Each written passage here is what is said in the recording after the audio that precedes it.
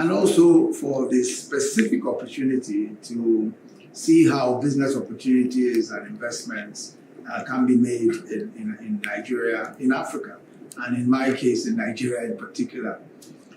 So I think that, first, I'd just like to say also that the theme, Equity for Africa, Transforming the World Through Judeo-Christian Values, is insightful for two broad reasons.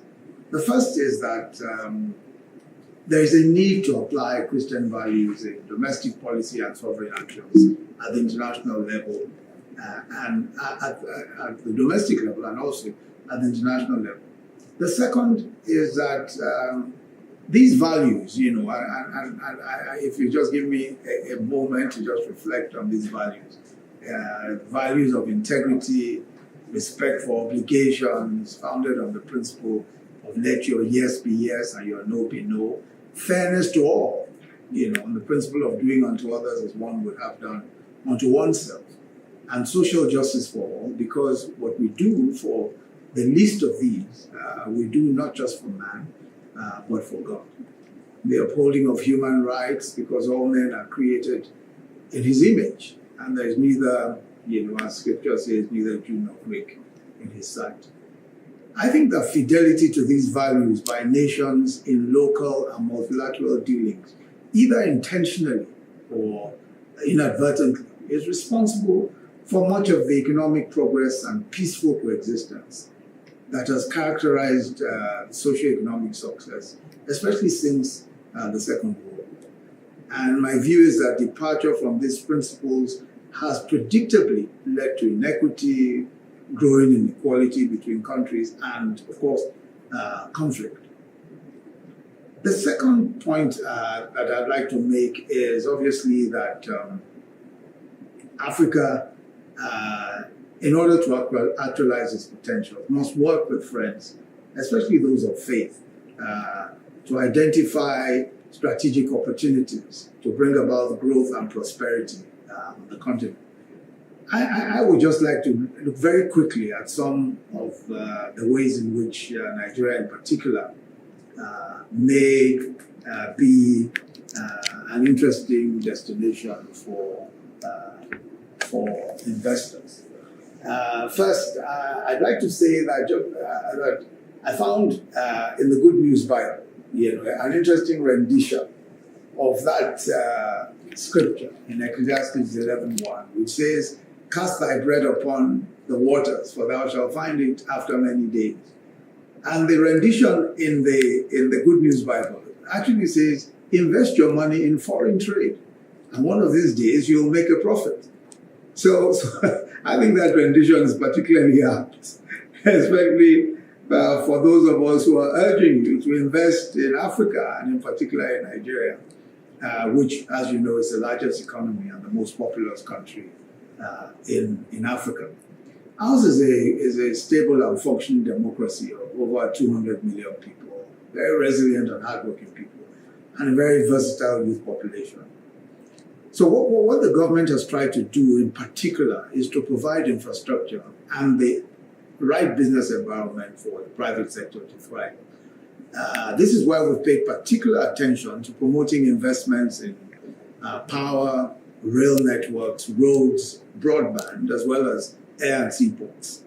Particularly, our broadband connectivity for all project by 2023 is one that we think is very important from a point of view of technology and all of its implications. And perhaps we might still have time to dive deeper into that in the discussions. And then the completion of rail links between commercial centers and further links to our landlocked northern trading partners in Nigeria. Now, what we've tried to do is that with our rail links, we've tried to ensure that we're linking from, especially the ports of Lagos, out into the hinterland to the north of Nigeria and to several other parts of the south.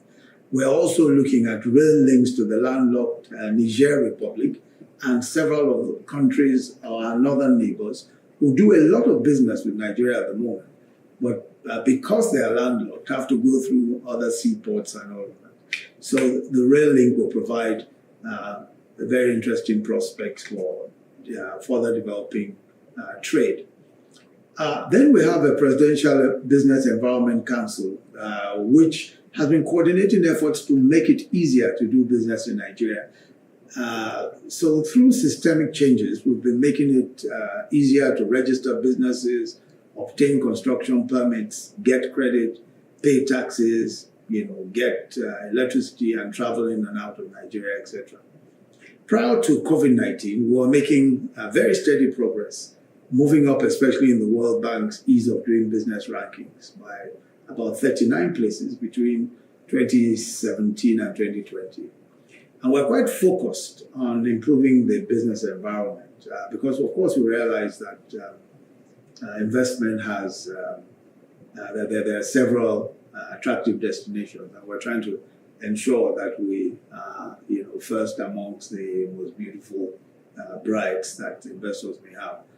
All these efforts complement, our vibrant legal system and commercial efforts, which encourages innovation, protect property rights, and incentivizes investments.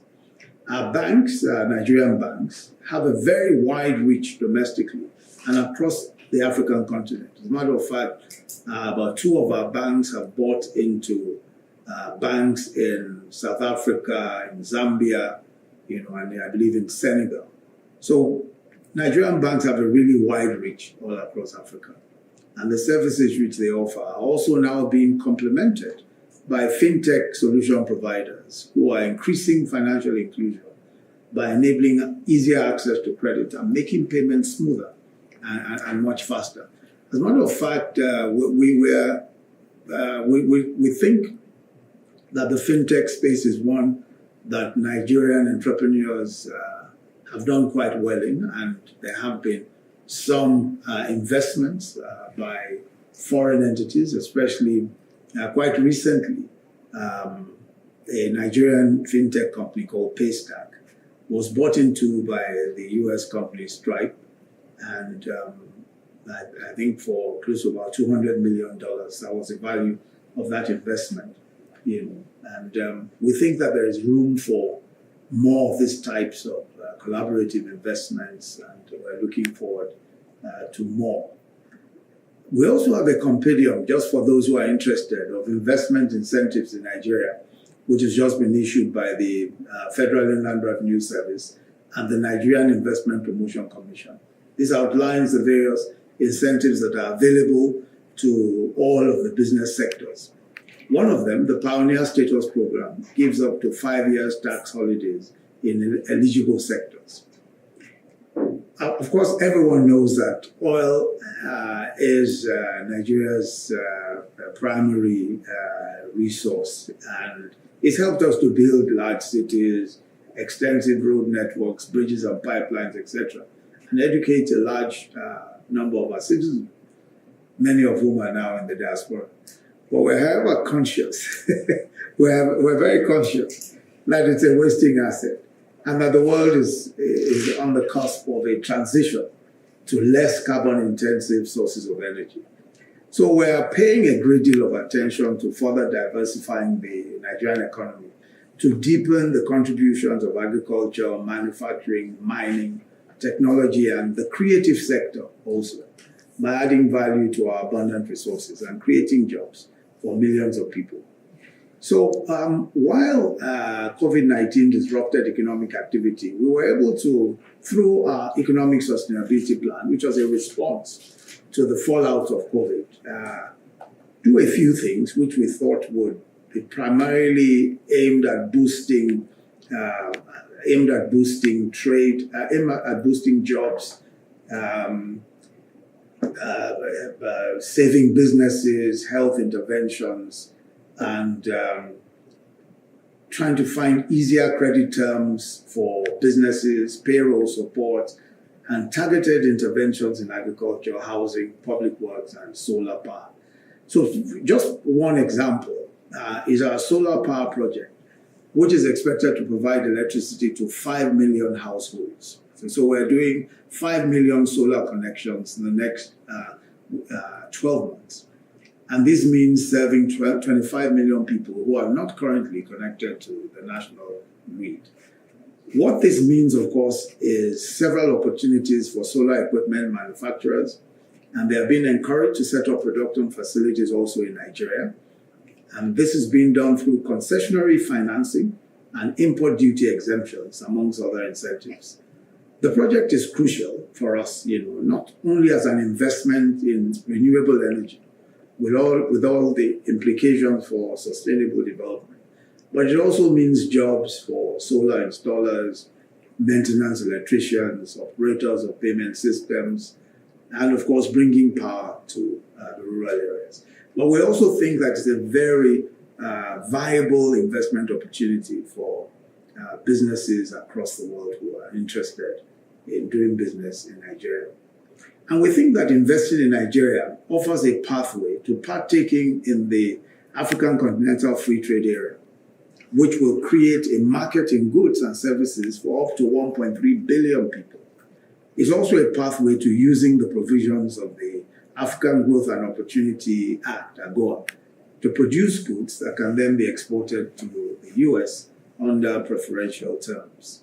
So the opportunities are vast, and it's not surprising that Nigerian business leaders who know the country well and appreciate its economic dynamics are making huge investments in oil and gas, in agriculture, in food processing, telecoms, power, etc.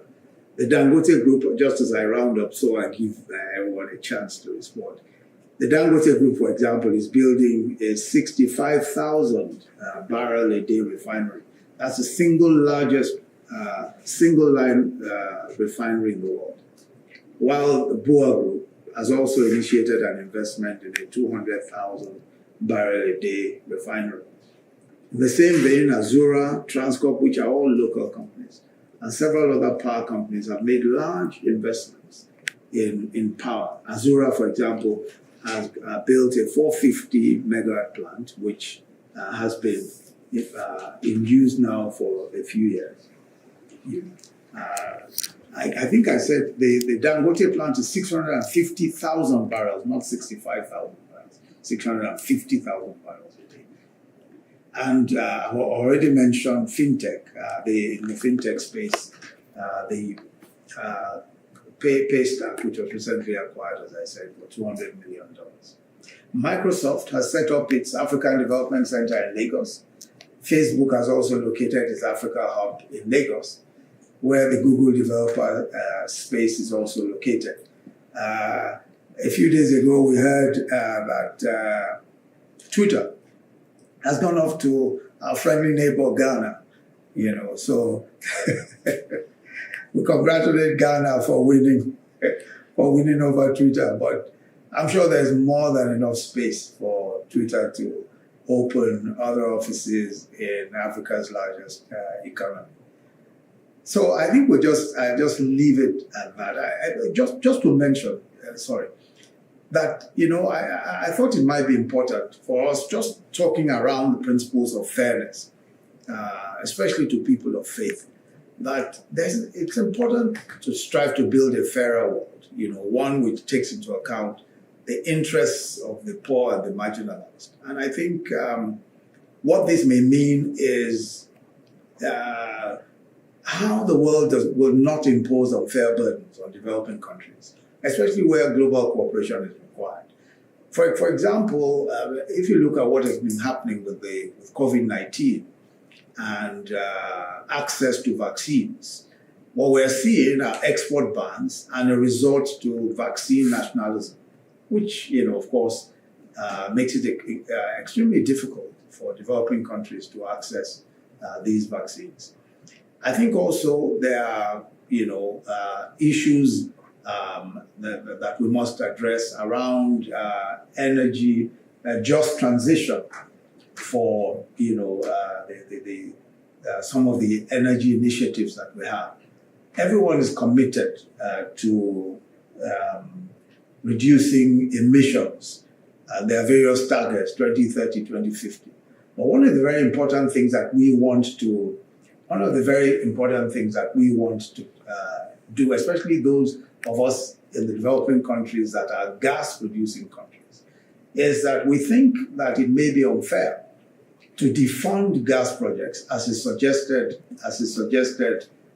by already, as a matter of fact, some of the multilateral institutions are defunding gas projects because they think that this would accelerate the progress towards zero emissions.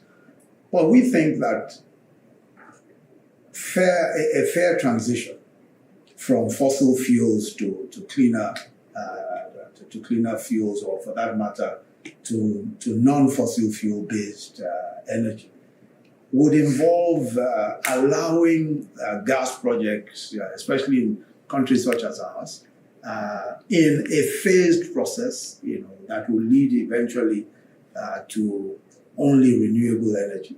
But certainly not defunding those projects now without any kind of provision for the future. Final point I'll make is to commend the US administration, that because they supported the increase in special drawing rights at the IMF, which will give more liquidity to developing countries. And we hope that the IMF board will move speedily in this regard. We have been pressing very hard for those drawing rights. We've been pressing very hard for those drawing rights to be granted to developing countries, because especially in the wake of the fallout of COVID-19, what we experienced, of course, was greater problems with liquidity. But with this initiative, we hope that IMF following up on it will have greater access to liquidity. So just to say again, thank you very much. I hope that I've been able to pack as much as possible into these few minutes. Thank you very much.